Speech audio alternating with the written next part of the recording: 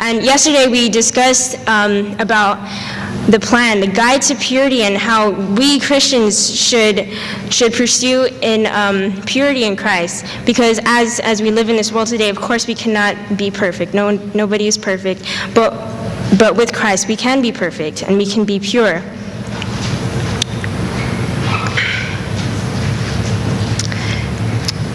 But going back, my question is, where do you set your priorities? Especially to my fellow peers, where do you set your priorities? And I want to read you something today. Many people, especially the youth, they say, especially within our church today, many my friends, they like to say, "Oh, Sian, this song doesn't have bad words, and this one doesn't. It has good smooth music, and this one doesn't have violence, and this one doesn't. This one, this game doesn't have, or this makes me more healthy or whatever." But the thing is, but does it lead you to Christ? And every day and in all that you do, you should ask yourself, is this leading me to Christ? Is this helping me pursue the righteousness that He wanted me to pursue in Him? Am I pursuing myself a pure heart? And so I'm going to read something out of Messages to Young People. Very, very powerful book, especially for our young people, and I hope that we can all at least get a copy and read it. But anyway, on page 290,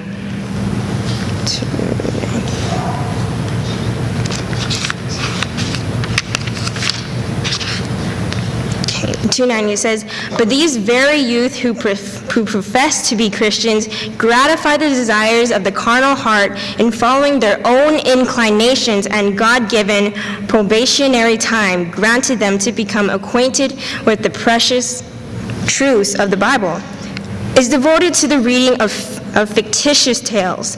This habit, once formed, is difficult to overcome, but it can be done, and it must be done by all who are candidates for the heavenly world." And also I'm going to read in page 295 as well. This is regarding music in our day and for the Christian youth. And it says, "Music has occupied the hours which should have been devoted to prayer.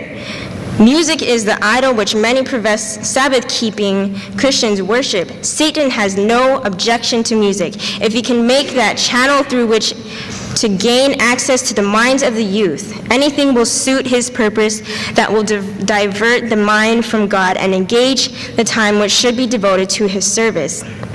He works through the means which will exert the strongest influence to hold the largest numbers in a pleasing infatuation, while they are paralyzed by his power.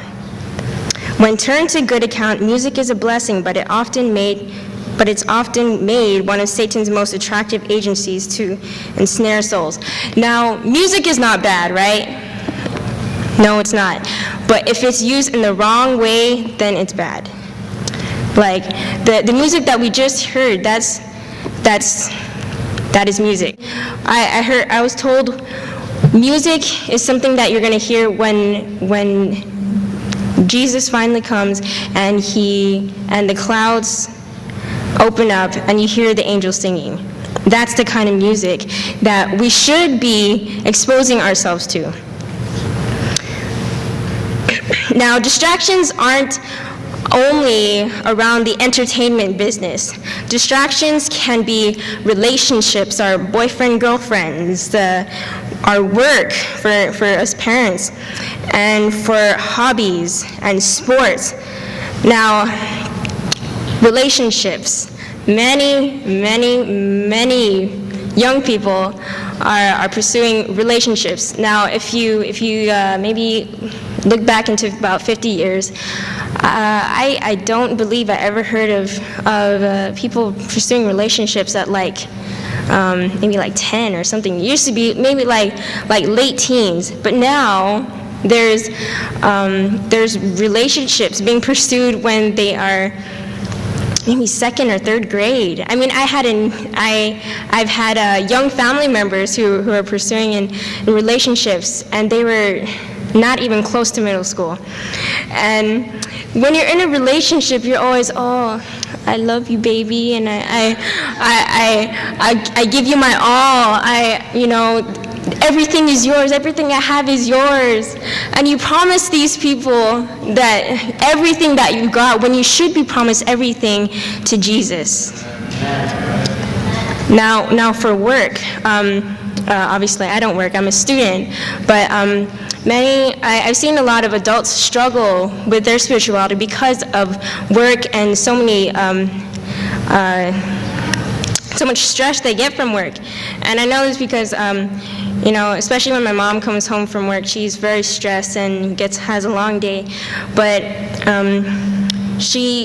we still make time for a bit of worship. And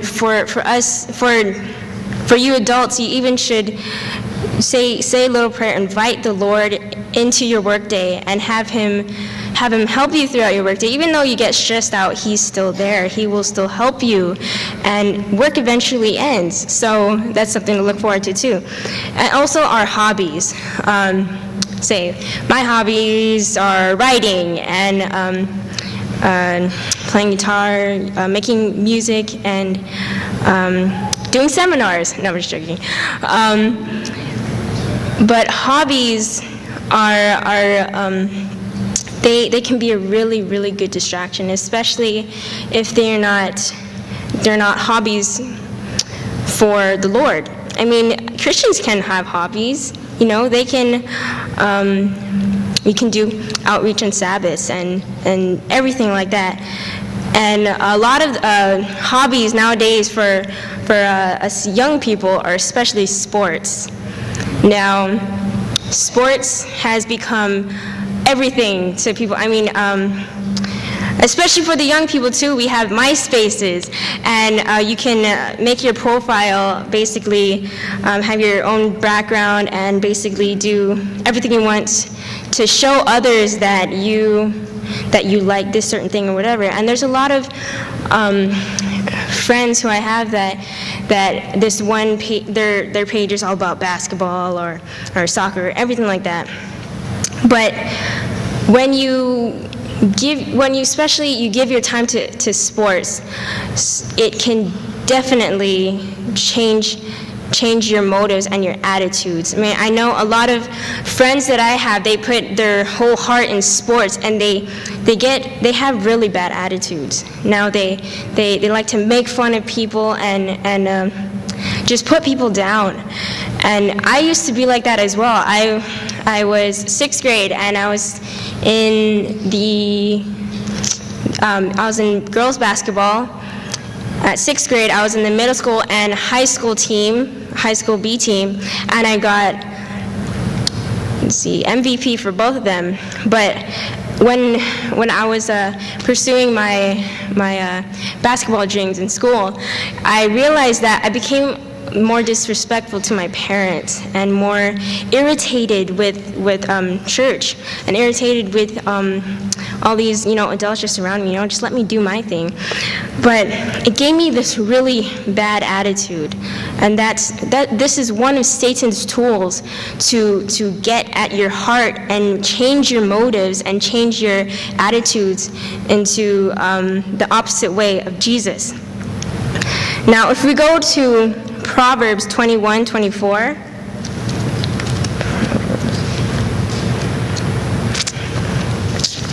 Proverbs 21:24. Amen?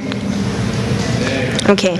And it says, a proud and haughty man, scoffer is his name. He acts with arrogant pride. And now in this verse, it basically defines what kind of attitude we can get from these worldly influences.